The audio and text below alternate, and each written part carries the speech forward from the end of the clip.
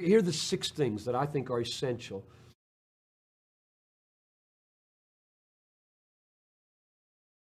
The gospel is a plan from eternity.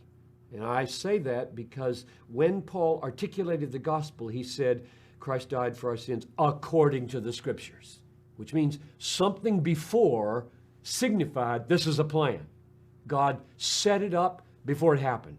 That's number 1. Number 2 is the gospel is an event in history. Christ died. Number 3, the gospel is an achievement in and through that event of something that happened between the Son and the Father. Namely, sins were paid for and righteousness was completed. This was an obedience unto death, and therefore a perfect obedience was achieved and a perfect guilt offering was paid. So that's number 3, an achievement. Number 4 is that is extended in an offer to the world that is free.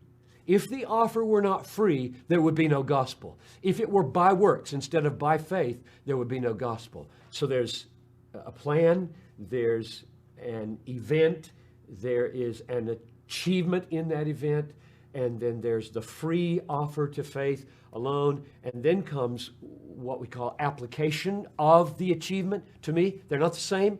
God did something in history for me before I have any taste of it, but now by faith I am forgiven, and now by faith I am justified, and that's an essential part of the gospel. If those things don't happen to me, there's no good news at all. So there's the application of the achievement. That's where we usually stop. This is my concern, my own personal concern about the fullness, and I think the Gospel Coalition gets this, understands this.